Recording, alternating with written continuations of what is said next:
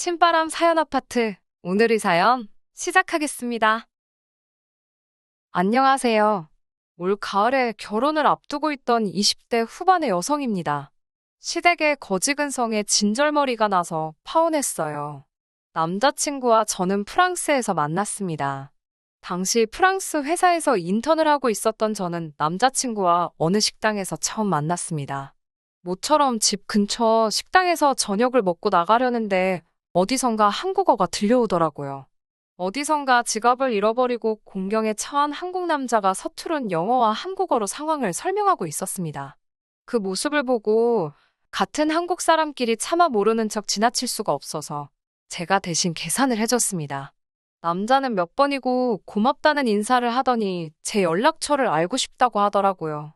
언젠가 기회가 되면 감사 인사라도 하고 싶다면서요. 그리고 그 일을 계기로 저와 남자친구는 하루가 멀다 하고 연락을 주고 받는 사이가 되었습니다. 그러다 인턴 생활이 끝나갈 무렵 한국 회사에서 입사 제안을 받게 되었고 저는 고민 끝에 프랑스 생활을 정리한 뒤 한국에 들어가게 되었습니다. 제가 한국에 들어왔다는 소식을 전하자 남자가 저에게 만나자고 하더군요. 지난번에 말한 대로 감사 인사를 하고 싶다면서요. 하지만 만난 당일 남자는 저에게 여자친구가 되어달라고 했습니다. 그날 이후로 한 번도 저를 생각하지 않은 날이 없다면서요. 그렇게 그 남자는 제 남자친구이자 이 사연의 주인공이 되었습니다. 남자친구와의 연애는 전반적으로 즐거웠습니다. 다정하고 성실한 남자친구와 다툴 이유가 없었어요. 하지만 이따금 한 번씩 스트레스를 받는 일이 있었는데 그건 바로 남자친구가 너무 알뜰하다는 거였지요. 한때 제가 사랑했던 사람이니까 최대한 좋게 표현한 거고요. 사실 알뜰이 아니라 정말 궁상 맞을 때가 종종 있었습니다. 한 번은 비가 억수로 내리는 날이었어요. 우산이 없다길래 회사 1층 편의점에서 사라니까 집에 있는데 사기 아깝다면서 기어이 그 비를 맞고 집에 가더라고요. 그리고 꼬박 이틀을 알았습니다. 남자친구는 매사 손익을 따질 때 오로지 숫자만 봤기 때문에 결과적으로 소위 손해보는 장사를 하기 일쑤였지요. 반면에 저는 돈을 써야 할 때는 써야 한다는 주의거든요. 그렇다고 해서 제가 절대 함부로 돈을 쓰는 사람은 아닙니다. 임대업을 하시는 부모님 밑에서 경제적으로 어려움 없이 자라기는 했지만 대학교를 입학한 이후로는 부모님이 독립심을 기르라며 등록금을 제외하곤 최소한의 것들만 지원해 주셨거든요. 대학 졸업 후에는 바로 직장 생활을 시작했고 그때부터 돈을 모아서 프랑스도 갈 수 있었던 거고요. 아무튼 왜 남자친구가 그런 성격을 갖게 되었는지는 사귄 지 6개월이 넘어갈 무렵 우연히 알게 되었습니다. 남자친구의 가족들이 원인이었지요. 남자친구의 부모님은 노후 준비가 전혀 되어 있지 않았거든요. 게다가 남자친구보다 3살 많은 형은 결혼까지 한 상황이었는데 제대로 된 직장이 없어서 실질적인 맞이 노릇은 남자친구가 하고 있었습니다. 그렇다 보니 경제적으로 늘 촉각을 곤두세우고 살 수밖에 없었던 거지요. 사귄 지 1년째 되던 날 남자친구가 정식으로 프로포즈를 해왔습니다. 솔직히 경제적인 문제가 조금 신경 쓰이긴 했지만 제가 좀 더 쓰면 된다고 단순하게 생각했던 게 지금 돌이켜보면 문제였던 것 같아요. 결혼 이야기가 본격적으로 나오면서 시댁에 인사를 가게 되었습니다. 시댁은 서울 외곽에 위치한 오래된 주택의 2층이었습니다. 그래도 서울에 이 정도 주택을 가지고 있으면 괜찮은 거 아닌가 생각하고 있는데 제 머릿속을 읽기라도 한 건지 남자친구가 전셋집이라고 말해주더군요. 방 2개의 작은 거실이 있는 평범한 가정집이었고 남자친구 방은 해가 잘 들지 않는 작은 방이었어요. 남자친구의 부모님은 제가 사간 과일을 보시더니 요새 과일값이 얼마나 비싼 줄 아냐면서 손이 해프다는 표현을 하셨습니다. 사간 손이 무한해지더군요. 고지원 남자친구 어머님께서는 제가 인사 오면서 소고기라도 사올 줄 알고 고기 반찬은 안 했다 하시면서 점심을 차려주셨어요. 김칫국에 계란 후라이 그리고 소세지가 놓여 있더라고요. 대접까지 바란 건 아니지만 씁쓸한 기분이 들었습니다. 초등학생 때 친구 집에 가면 친구 어머니가 차려주던 밥상이 생각나더라고요. 기분이 그래서인지 이건 뭐 밥이 아니라 모래알을 씹는 것 같았습니다. 그로부터 3주 정도의 시간이 지났고 정식으로 상견례를 하게 되었습니다. 남자친구 식구 중 누구도 차가 없어서 이동이 어렵다고 하여 남자친구 동네에 있는 한정식 집으로 예약을 잡았습니다. 저희 친정에서는 같은 서울이어도 1시간이 넘게 걸리는 곳이었어요. 그럼에도 불구하고 12시가 약속 시간이었는데 남자친구 부모님은 12시 20분이 다 돼서야 오셨습니다. 게다가 남자친구 형네 부부도 왔습니다. 상견례 자리인 만큼 양가 어른들만 모시는 줄 알았는데 형님 부부의 애들까지 데리고 오셔서 적잖이 당황스럽더군요. 약간의 가벼운 이야기가 오가다가 저희 부모님께서 먼저 애들 살 집은 어떻게 하면 좋으시겠냐고 물어보셨습니다. 그러자 남자친구 어머니께서 요즘 젊은 사람들이 얼마나 똑똑하냐면서 둘이 상의해서 잘하겠지 않냐며 우리는 어른으로서 지켜봐 주기만 하면 될 것 같다고 하시더군요. 혼수나 예단 같은 것도 다 저희가 알아서 할 거라며 믿고 냅두자고 말씀하셨어요. 그때는 말씀 뒤에 숨겨진 뜻을 정확히 파악하지 못했습니다. 상견례가 끝나고 나오는데 남자친구 부모님도 형네 부부도 계산할 생각이 전혀 없어 보이더군요. 솔직히 양가 어른들만 모신 자리였으면 제가 계산하려고 했는데 남자친구 식구만 4사람이 더 온 상황이라 좀 어이가 없었습니다. 하다못해 누구 하나 돈 내려는 흉내라도 냈다면 이렇게 기분이 상하지는 않았을 텐데 말이에요. 그때 남자친구가 자기가 계산한다고 카드를 내미니까 남자친구 어머니께서 저희 부모님께 잘 먹었다고 인사를 하시면서 남자친구 앞을 가로막으시더군요. 결국 제가 계산했습니다. 양가 식구들이 먼저 집으로 향하고 저와 남자친구는 못다한 이야기도 할 겸 해서 카페에 들렸습니다. 제가 먼저 남자친구에게 정확히 모아둔 돈이 얼마나 되냐고 물었어요. 그전에도 몇 번 물어봤었는데 그때마다 결혼할 수 있을 만큼 모아뒀다며 둘러대는 식이었거든요. 이번만큼은 확실하게 알아야겠다 싶어서 단도직입적으로 묻게 된 거였고요. 남자친구는 3천 정도 모았다고 했습니다. 솔직히 생각보다 한참 적은 금액에 놀랐지만 남자니까 군대도 갔다 왔고 부모님도 도와드렸다 하니 그럴 수도 있겠다 싶었어요. 저는 5천 정도 모아둔 상황이었습니다. 솔직히 2사람의 돈을 다 모아도 1억이 안 되는 상황에서 양가 도움 없이 집을 구한다는 건 불가능이었어요. 저는 남자친구에게 가서 부모님께 한번 잘 여쭤보라고 했습니다. 저도 부모님께 잘 말씀드리고 도움을 구해보겠다고요. 집에 돌아와 부모님께 신혼집에 대해서 말씀드리니 아버지께서 소유하신 아파트 중 하나가 곧 전세 계약이 끝난다며 거기에 들어와서 사는 게 어떻겠냐고 물으셨습니다. 제가 전세금 드릴 돈이 없다고 하니까 부모 자식 사이에 무슨 돈이냐며 됐다고 손사래를 치시더군요. 대신 들어와서 사는 동안 기회다 생각하고 돈 열심히 모은 뒤 집을 사서 이사를 가라고 말씀하셨어요. 생각지도 못한 아버지의 제안에 감사했고 안도할 수 있었습니다. 남자친구도 걱정이 클 텐데 제가 이 소식을 전하면 얼마나 좋아할까 싶어서 얼른 전화를 걸었습니다. 남자친구는 한껏 가라앉은 풀죽은 목소리로 제 전화를 받았어요. 부모님이 뭘 하시냐고 물어보니 다 큰 성인들끼리 결혼하면서 왜 늙은 부모에게 부담을 주냐고 한 소리 하셨다더군요. 저는 남자친구에게 괜찮다고 집 문제는 해결된 것 같다고 우리 부모님이 가지고 계신 아파트에 들어가서 살면 된다고 소식을 전했습니다. 제 예상대로 남자친구는 정말 다행이라며 좋아하더라고요. 목소리도 한껏 밝아졌고요. 저희 둘 다 이제 큰 문제는 해결되었으니 앞으로 모든 일이 원활하게 흘러갈 줄만 알았습니다. 그런데 며칠 뒤 남자친구 어머니에게서 연락을 받았습니다.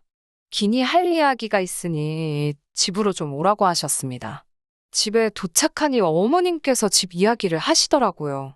어찌된 일인지 친정에서 집을 사주시는 걸로 알고 계시더라고요. 그러더니 하시는 말씀이 둘이서 사는데 28평은 너무 크지 않냐고 하시더군요. 저는 당장은 아니지만 아이라도 태어나면 절대 큰 평수는 아닌 것 같다고 대답을 했습니다. 시어머니는 저를 잠깐 쳐다보시더니 아직 태어나지도 않은 애 때문에 뭐하러 낭비를 하냐면서 그 집 말고 다른 집이 좋을 것 같다고 하시더군요. 저는 어머님께 이 집은 제 마음대로 사고 팔고 할 수 있는 게 아니라고 저희 아버지께서 잠깐 살라고 허락을 해주신 것 뿐이라고 말씀을 드렸습니다. 그러자 어머님께서는 사주는 것도 아닌데 왜 당신 아들한테 그렇게 생색을 냈냐며 어이없다는 반응을 보이셨어요. 여기까지였다면 그래도 제가 파혼까지는 생각하지 않았을 거예요. 어머님 입장에서도 며느리가 집을 사들고 오는 줄 알았는데 그게 아니라 잠깐 빌려 사는 거라고 하니 김이 샜을 수도 있다고 생각해요. 하지만 어머님의 상상력은 제가 생각했던 것보다 훨씬 어이없고 황당하기 짝이 없었습니다. 며칠 뒤 다시 어머님께서 집으로 오라고 호출을 해오셨습니다. 그러더니 또 집 이야기를 꺼내시더라고요. 곰곰이 생각을 해봤는데 묘수가 떠올랐다며 한번 들어보래요. 남자친구 형네 부부가 지금 사는 집이 전세보증금이 1억 2천인데 그 돈을 빼서 저희 부모님이 가지고 계신, 그러니까 저희를 살게 해주신다는 집에 전세로 들어가서 살겠대요. 그러면 이제 저희 부모님이 1억 2천이 생기지 않냐? 그 1억 2천으로 저희 집을 하나 사주시면 되는 거 아니냐고요. 세상에 시세고 뭐고 다 무시하고 제멋대로 난리가 났더군요. 얼마나 어이가 없던지 웃음이 날 지경이었습니다. 저는 혹시나 시어머니가 시세를 전혀 모르시는 건가 싶어서 하나씩 천천히 설명을 해드렸어요. 일단 저희 아버지가 저희 살라고 한 집은 전세보증금이 기본 3억이 넘고 1억 2천으로는 가당치도 않다고요. 그리고 왜 멀쩡히 잘 살던 집 보증금을 빼서 저희 살 집으로 오신다는 거냐고 물으니 형네 부부는 애까지 가족이 넷인데 18평에 살고 저희는 고작 2명인데 28평에 사는 건 불공평하다는 거예요. 황당했지만 남자친구 어머니랑 왈가왈부도 하기 싫어서 가만히 듣고만 있었습니다. 그러자 어머님은 마치 당신이 엄청 논리적이라서 제가 대꾸를 못하고 있다고 생각하셨는지 양쪽 어깨에 힘이 한껏 들어간 눈치였어요. 저는 뒤이어 그리고 저희 부모님이 받으신 그 전세보증금이라는 1억 2천으로 어떻게 저희한테 아파트를 사주실 수 있겠냐고, 그런 아파트가 있으면 형네 부부가 사면 되겠다고 따졌습니다. 그러자 어머님은 갑갑하다는 듯 절 쳐다보시고는 저더러 요새 1억 2천짜리 없는 걸 누가 모르냐며 저희 부모님이 돈이 많으니까 좀 더 보태주시면 되는 거 아니냐고 그러시더군요. 결혼하면 한 가족 되는 거고 그러면 서로서로 돕고 살아야 되는 거 아니냐고요. 그래서 제가 그러다 형님네 부부가 나간다고 하면 저희 부모님은 무슨 돈으로 전세보증금을 빼드리냐고 하니까 걱정 말랍니다. 형네 부부가 설마 그런 걸로 사돈 어른을 고소하겠냐고요. 그러면서 대신 저희 부모님이 사주시는 집은 반드시 공동명의로 하라고 하시더군요. 도대체 무엇이 어머님을 이토록 착각하게 만든 건지 알 수는 없었지만 더 이상 이야기를 들어드리는 것만으로도 헛된 희망을 드리는 행위가 되는 것 같아서 일단 남자친구와 이야기를 해보겠다며 자리에서 일어났습니다. 이튿날 남자친구를 만나 어머님이 하셨던 이야기를 토시 하나 빼먹지 않고 전달했습니다. 남자친구가 경악을 금치 못하더라고요. 자기는 저희 아버지가 집을 도와주신다고만 표현했지 사주신다 어쩌신다 그런 말은 하지도 않았다면서요. 저는 속으로 그래도 남자친구는 제정신이라 다행이라고 생각했습니다. 그런데 남자친구가 조심스레 그런데 어머니 말씀도 아예 말이 안 되는 건 아니지 않냐고 슬며시 물어보는 거예요. 1억 2천으로 두 가정이 행복해질 수 있다나요? 한심하고 어이가 없어서 뭐라고 대꾸할 힘도 안 나더군요. 제가 한참을 말없이 앉아있으니 남자친구가 왜 그러냐며 무슨 말이라도 해보라고 저를 재촉하더군요.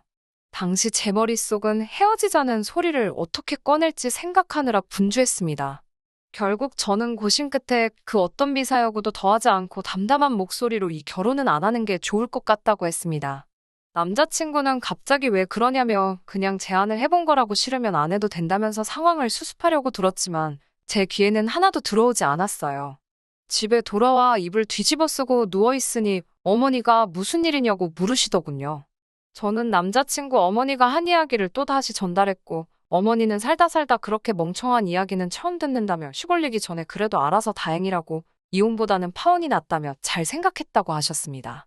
고지원 남자친구에게선 계속해서 전화가 걸려왔고 저희 어머니가 저 대신 전화를 받으셨어요. 남자친구는 저에게 사과하고 싶다며 한 번만 만나게 해달라고 저희 어머니께 허락을 구하고 있었습니다. 어머니가 어떻게 하고 싶냐고 물으셔서 마지막으로 한번 만나고 오겠다고 했어요. 그래도 결혼 이야기가 나올 만큼 사랑했던 사람인데 좋게 좋게 마무리하고 싶더라고요. 남자친구와 평소에 자주 가던 카페에서 만나게 되었습니다. 그런데 카페에 도착하니 남자친구 옆에 어머니도 와 계시더라고요. 형네 부부까지요. 이 가족들은 왜 매번 이렇게 다 같이 붙어 다니나 한숨이 나오더군요. 남자친구는 다들 저도 보고 싶어하고 이야기도 하고 싶어해서 데리고 나왔다면서 제 눈치를 살폈습니다. 형네 부부는 그 와중에 무슨 빙수를 주문해서는 다른 테이블로 이동을 하더라고요. 어머님께서는 저를 보더니 늙은이를 여기까지 오게 해야 했냐며 참 못됐다는 식으로 말씀하셨습니다. 그러더니 형네 부부를 가리키며 쟤들은 돈이 없어서 빙수 같은 것도 누가 사주기나 해야 먹지 먹도 못한다고 지질이 궁상 같은 이야기를 늘어놓으시더군요. 그러더니 제 손을 잡으시면서 너네 집은 돈이 많다면서 모르는 사람도 돕고 사는 마당에 왜 가족들 사람한테 인색하게 구냐고 사람 좋은 총말씀을 이어나가시더군요. 하지만 제 마음은 이미 확실히 정해진 상태였기 때문에 죄송하지만 그렇게는 못해드린다고 딱 선을 그었어요. 그러자 어머님께서 진짜 욕심도 사납다면서 가족들 다 고생하는데 너만 배부르고 등 따시게 살고 싶은 거냐고 하시더군요. 남자친구는 그런 어머님 곁에서 제대로 한마디 말도 못하고 저더러 참으라는 식으로 눈짓만 해대고 테이블 아래로 제 발을 툭툭 치고 그런 식으로 신호를 보냈습니다. 그때 제 결정에 확신을 가졌지요. 이 인간하고 결혼하면 망하는 건 시간 문제라는 걸요. 저는 남자친구 어머님께 일단 댁이 가난하고 돈이 없는 건 저와는 아무런 상관이 없다고요. 제가 어머님이라면 여자 쪽에서 이렇게까지 해준다는데 고맙다고 넙죽 절은 못할지라도 고마운 마음은 가질 것 같은데 정말 염치가 없으신 것 같다고 했습니다. 저는 이 결혼할 생각 없으니까 제대로 굴러가지도 않는 머리 적당히 쓰시라고요. 그러자 남자친구가 저더러 말이 좀 심한 거 아니냐며 어머님 딴에는 어떻게든 아들 둘 다 최대한 좋은 방향으로 풀리게 해보려고 노력을 하신 건데 그걸 그렇게 삐딱하게 알아듣냐고 나서더군요. 저는 남편에게 등신 같은 게 돈도 하나 없으면서 누가 이 집구석에 시집 올지 불쌍하다고 받아쳤습니다. 평생 이렇게 지질이 궁상 떨면서 잘 살아보라고도 한마디 해줬네요. 남자친구가 순간 절 때리려는 거였는지 손을 올리길래 나한테 손대면 니네 엄마한테 그대로 돌려줄 거라고 소리를 질렀습니다. 너무 화가 나서 눈치를 못 채고 있었는데 돌아보니 카페에 있던 많은 사람들이 저희를 보고 있었어요. 저는 부끄러운 동시에 솔직히 해냈다라는 기분도 들더군요. 하고 싶었던 말을 다 토해내고 나니 속이 후련한 게 희열 같은 것도 느껴졌습니다. 솔직히 저희 집이 재벌도 아니고 정말 부모님께서 집을 사주신다고 한 것도 아닌데 일이 이 지경이 되어서 속도 상하고 어이도 없고 마음이 복잡합니다. 하지만 평생을 같이 살아갈 사람이기에 정서적인 부분도 경제적인 부분도 전부 다 중요한 것 같아요. 집안 형편 차이 나는 게 뭐가 그리 대수겠냐 생각했는데 저희 집이 무슨 자선 사업하는 곳도 아니고 거지근성으로 똘똘 뭉친 집구석에 질질 끌려다닐 바에야 이렇게 단칼에 잘라내버린 게 정말 잘한 일이라고 생각이 되네요. 거지 같은 집구석 아들 2명 집해줄 새며느리 찾으셔서 전 남자친구건 어머님이건 전부 행복하게 잘 살았으면 좋겠네요. 단지 저한테만 다시 들러붙지만 안아줬으면 해요. 다시 애걸복걸해도 받아줄 생각은 없지만 말이지요. 끝까지 들어주셔서 감사합니다. 오늘의 사연은 여기까지입니다. 구독과 좋아요, 알람 설정 부탁드리고 더 좋은 사연으로 다시 찾아뵙겠습니다. 감사합니다. 신바람 사연 아파트, 오늘의 사연 시작하겠습니다. 안녕하세요. 결혼한 지 2년 만에 염치 없고 뻔뻔한 남편과 이혼한 30대 여성입니다. 결혼할 때만 해도 가진 건 없어도 착하고 성실한 줄 알았고 그거 하나 믿고 결혼했는데 염치까지 없을 줄은 생각도 못했습니다. 거두절미하고 제가 남편과 이혼을 결심하게 된 본격적인 사연만 말씀드릴게요. 공부에 취미가 없었던 저는 고등학교 시절부터 혼자서 네일아트를 배웠습니다. 처음에는 인터넷을 보고 배우다가 나중에는 학원을 다니면서 본격적으로 기술을 익혔어요. 부모님은 당연히 제가 대학에 가길 원하셨지만 어차피 공부에는 흥미가 없었기에 괜히 대학 졸업장 하나 받자고 돈 낭비, 시간 낭비를 하기 싫었습니다.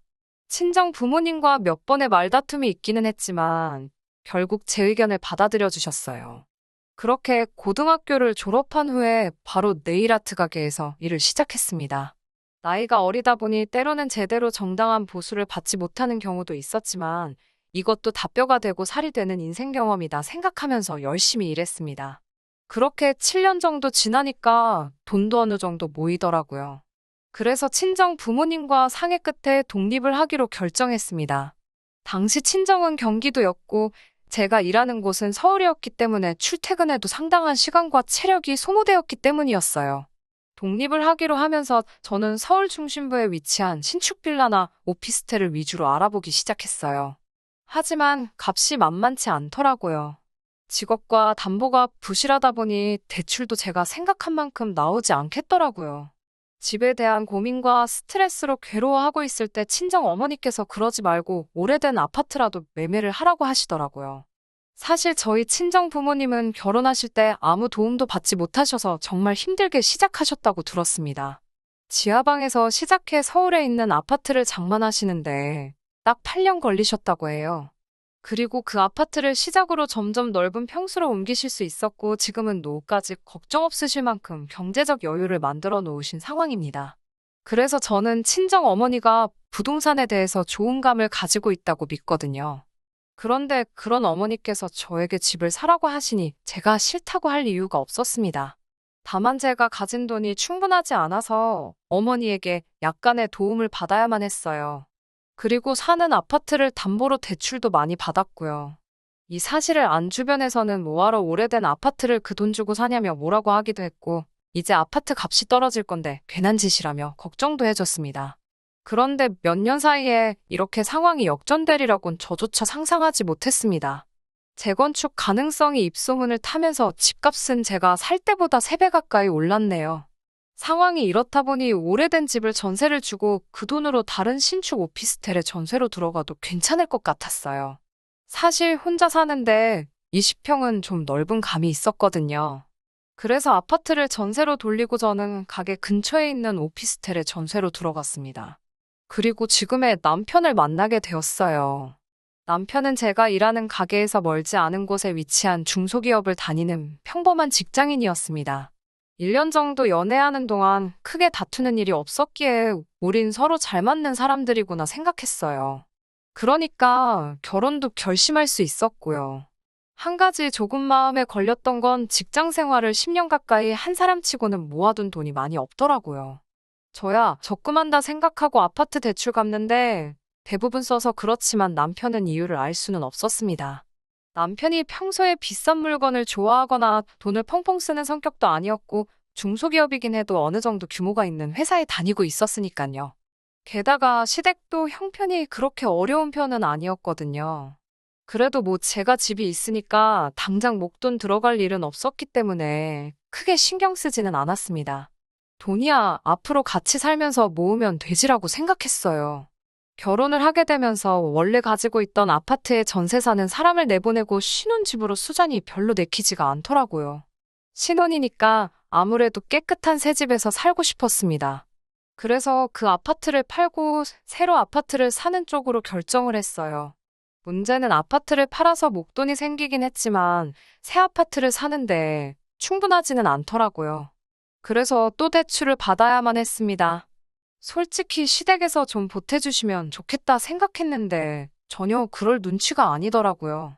남편도 시댁에 물어볼 생각도 없는 것 같았어요. 친정 부모님도 그냥 대출받아서 같이 갚으면서 살면 된다고 시어른들께 부담드리지 말라고 하셨고요. 그렇게 30평대 신축 아파트로 들어가게 되었습니다. 명의는 물론 제 명의로 했어요.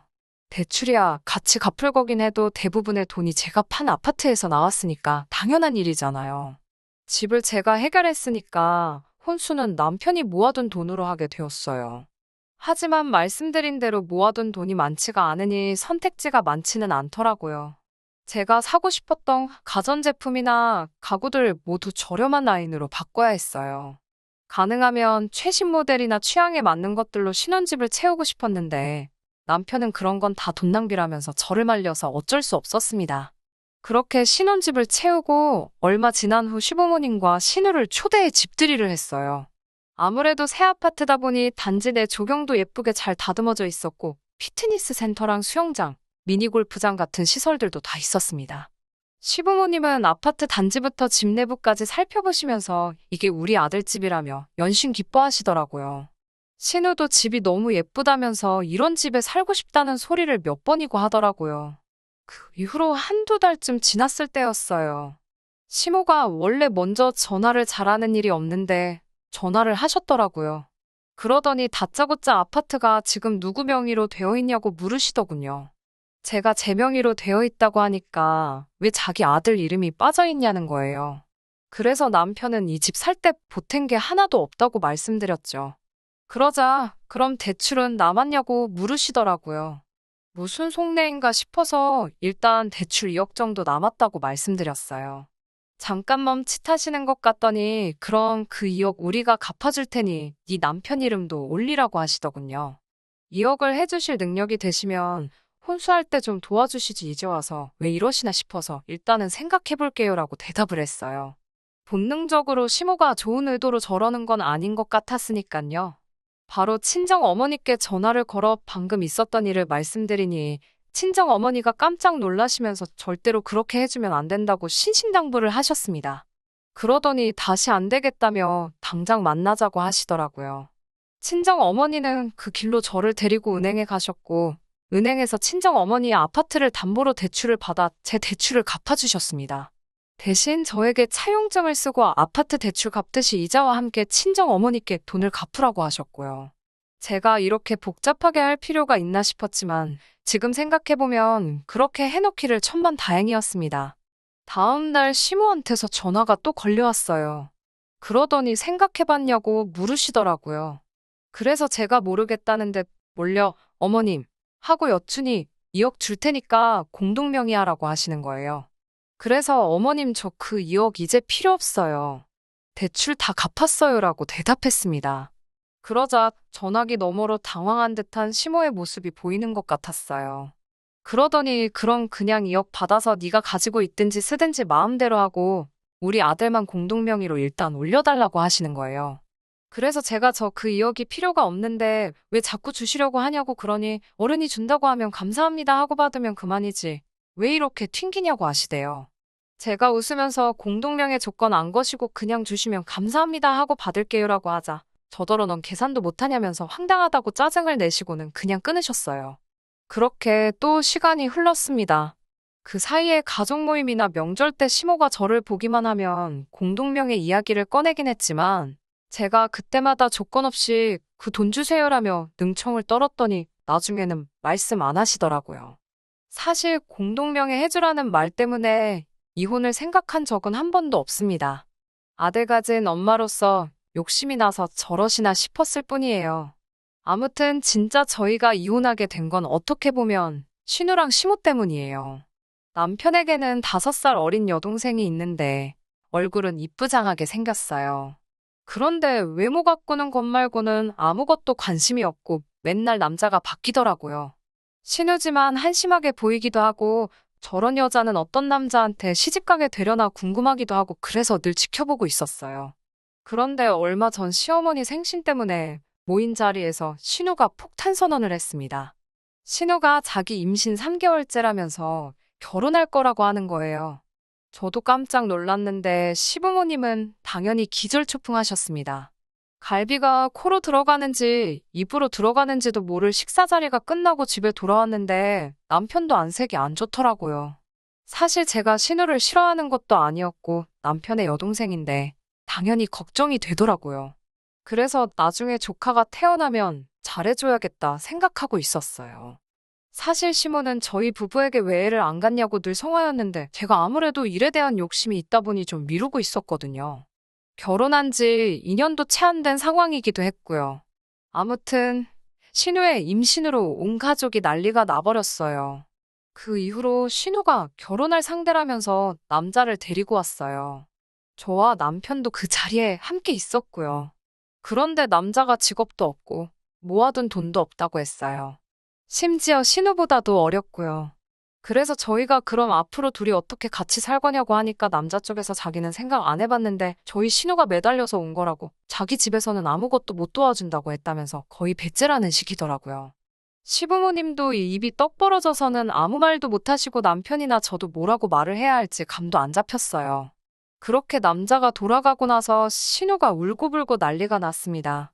시모도 신우에게 미쳤다면서 뭔 정신으로 저런 남자를 만난 거냐고 소리를 치고 신우는 그 와중에 아기가 듣는다며 말 조심하라고 난리고 집안이 온통 쑥대밭이 되어버렸어요. 그날 이후로 먼저 물어보기도 뭐해서 그냥 남편 통해서 상황만 어림짐작하며 있었습니다. 솔직히 일이 바빠서 신우 일에 신경을 쓸 틈도 없었고요. 그러다 모처럼 신우에게 전화를 받았습니다.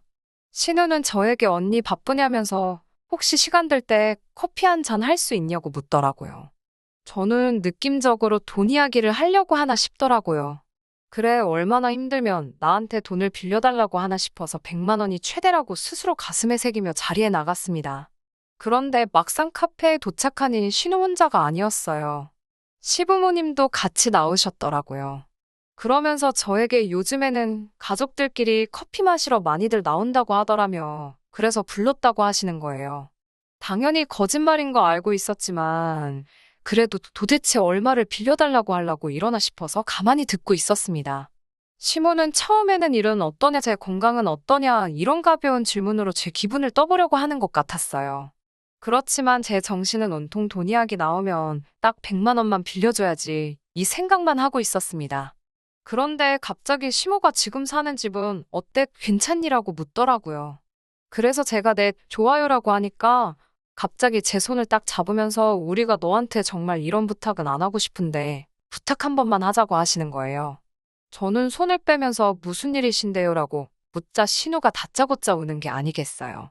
시모는 저에게 그때 그 2억 이야기를 다시 꺼내면서 그 2억 너 줄게 공동명의 안 해줘도 되니까 대신 그 아파트에 우리 딸 2년만 살게 해주면 안 되냐는 거예요. 그래서 제가 그게 무슨 소리냐고 하니까 2억이면 그래도 괜찮은 빌라나 오피스텔 전세는 구할 수 있지 않냐면서 저랑 남편더러 거기 가서 살고 저희 집을 신우 살게 잠깐 내주라는 거예요. 저희는 애가 없으니까 둘이서 어디서든 살 수 있지 않냐면서요. 그래서 제가 멀쩡히 제 집이 있는데 왜 제가 남의 집 전세를 살아야 하냐고 그랬어요. 제가 왜 이사를 가야 하냐고요. 저희 부부가 살 수 있는 집이면 신혼에도 살 수 있는 집 아니냐고요. 그러자 우리 딸은 애가 있고 너희는 애가 없지 않냐면서 아기를 키우려면 좋은 환경에서 키워야 해서 그렇대요. 그래서 제가 시부모님께 이런 무리한 부탁은 서로 불편하니까 안 하셨으면 좋겠다고 딱 잘라서 말했어요. 그러자 신호가 카페 사람들 다 들을 만큼 큰 소리로 울면서 언니 정말 너무하다고 저는 언니를 친언니처럼 생각했는데 어떻게 이렇게 매정하냐고 따지는 거예요. 그래서 제가 신우에게 아가씨 양심의 손을 얹고 다시 말해봐요. 언제 아가씨가 나를 친언니처럼 따랐다는 거예요. 그리고 시모에게 어머님도 이러시는 거 아니에요. 저희 결혼할 때 돈 한 푼도 안 보태주시고서는 나중에 아파트 공동명의 해주라며 계속 필요 없다는데 돈 받고 공동명의 이야기 꺼내셨잖아요. 여기서 아무도 제가 힘들 때 신경 써준 사람 없는데 왜 이제 와서 저한테 이러시는 거예요? 라고 조목조목 따졌습니다. 카페 안 사람들 사이에서도 웅성웅성 소리가 나오기 시작하니까 당황한 시모랑 신호가 저에게 너 진짜 찔러서 피 한 방울 안 나오겠다며 못됐다고 그러대요. 한 가족끼리 네 거 내 거가 어딨냐면서 내가 너 그냥 나가달라는 것도 아니고 2억 준다니까라면서요. 저도 이제 에라 모르겠다 싶어서 그 2억 타령 좀 그만하시라고요. 그 2억 신우 주고 신우더러 알아서 애 키우고 살려고 하세요. 제가 애 가지라고 한 것도 아닌데 왜 저한테 그러시냐고 저도 딱 잘라 말하고 카페에서 나와버렸습니다. 집으로 돌아오는데 생각할수록 화도 나고 짜증도 나고 왜 내가 미안한 기분이 드는지 그것마저도 승질이 나 죽겠더라고요. 왜 서로 불편하게 그런 이야기를 꺼내는 건지 도무지 이해할 수가 없었고요. 그런데 현관을 열고 딱 집 안에 들어서자 신발도 벗지 못한 저에게 남편이 고함을 치더라고요.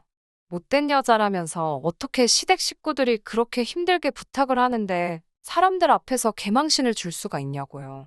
제가 어이가 없어서 말없이 남편을 쳐다보니까 또 우리 엄마가 공동명의 해주라고 2억도 준다고 그렇게 부탁하는데 홀딱 가서 대출 갚고 우리 엄마 입 닫으라고 그랬지. 내가 그거 모를 줄 아냐면서 저더러 매사 돈 가지고 시댁 무시하는데 진짜 너 같은 여자 정 떨어진다고 그러더군요. 순간 내가 이런 소리까지 들으면서 뭐하러 이런 인간이랑 살아야 하나 싶었습니다. 그래서 제가 남편에게 당신도 그렇고 당신 가족들도 그렇고 나한테 불만이 엄청 많은가 본데 그럼 당신 나가서 당신 엄마 아빠랑 살아 잘난 그 여동생이랑 뱃속에 있는 조카 끌어안 곳 네가 다 먹여 살리면서 살라고 받아쳤어요. 그러니까 남편이 그래도 잘못했다는 소리를 안 한다며 저를 죽일 듯이 노려보더라고요. 저도 지지 않고 치려고 그럼 한번 쳐봐 어떻게 되나 보자고 똑같이 노려봤습니다. 남편은 저에게 자기가 다 알아봤다면서 같이 사는 아파트는 부부 공동재산이라 절반은 자기 거라는 거예요. 제가 그 말을 듣는데 어찌나 어이가 없던지요. 저렇게 뭣도 모르고 경제적 개념도 없으니 모아둔 돈이 그것밖에 없었지 싶대요. 그래서 그래 가서 잘 알아보고 능력되면 절반 가져가봐라고 비아냥거리며 안방으로 들어갔어요. 지도 승질이 나서 밖으로 나갔는지 현관문이 쾅 닫히는 소리가 나더라고요. 이때만 해도 이혼까지는 아니어도 저 성질머리 내가 뜯어 고쳐놓고 만다는 생각이 들어서 현관 비밀번호를 바꿔버렸습니다. 그리고 이튿날이 되었는데도 남편이 들어오질 않더라고요. 솔직히 남편이니까 처음에는 좀 걱정이 되었는데 이걸 내가 받아줬다간 평생 제 팔자 제가 꼬게 생겼더라고요. 그런데 3일째가 되니까 아, 이제 정말 이혼해야겠다 싶었어요. 딱 느낌에 재산 어떻게든 뜯어가려고 변호사 알아보고 다니는구나 싶었으니까요. 아니나 다를까 4일째로 넘어가는 날 남편에게 전화가 오더니 이쯤 했으면 저더러 굽히고 들어오래요. 자기가 다 이해하겠다면서요. 어이가 없어서 뭐라고 떠드나 듣고 있으니까 그냥 딱 1년만 여동생네 들어와서 살게 하고 우리는 시댁에 잠깐 들어가서 살면 되지 않냐며 이야기며 공동명예미 없던 이야기로 하자고 자기가 시부모님한테도 잘 말씀드려놨다는 거예요. 제가 그래서 뜨신 밥 먹고 헛소리 하지 말고 집에 와서 이혼 서류에 사인이나 하라니까 저더러 넌 끝까지 여자가 굽히는 법이 없다면서 사인한다고 대신 너는 재산 분할이나 해줄 준비하라고 그러더군요. 그래서 제가 재산 분할 같은 소리 집어치우고 거지 같은 네 살림살이나 가져가라고 했습니다. 그리고 만나기로 한 날 혹시나 저한테 해코지라도 하면 어쩌나 싶어서 사람들 많이 오가는 대형 카페로 불러내서 서류를 들이밀었습니다. 그때만 해도 남편은 진짜 제가 서류를 준비해 올지는 몰랐나 봐요. 황당하다는 듯 저를 쳐다보더니 한다 해 하면서 사인을 하더군요. 그 순간 제 기분은 다 끝났다, 홀가분하다로 표현하면 될 것 같아요. 저는 남편에게 변호사 잘 알아보라고 그래서 가져갈 수 있는 건 다 가져가 보라고 그랬어요. 저희가 결혼해서도 공동생활비를 제외하고는 각자 관리했기 때문에 확신하는데 남편이 가져갈 몫은 하나도 없거든요. 철진한 가구랑 가전제품은 저도 가지고 있기 싫어서 트럭 불러서 다 시댁으로 보내줬고요.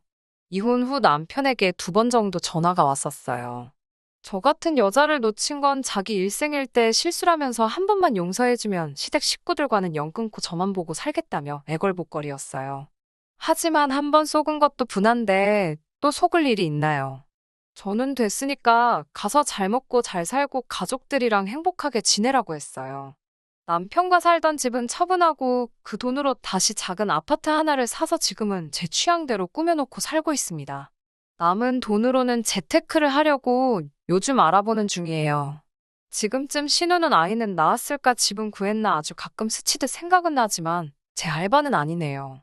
지금까지 제 이야기를 들어주셔서 정말 감사하고요. 좋은 하루 되세요. 끝까지 들어주셔서 감사합니다. 오늘의 사연은 여기까지입니다. 구독과 좋아요, 알람 설정 부탁드리고 더 좋은 사연으로 다시 찾아뵙겠습니다. 감사합니다.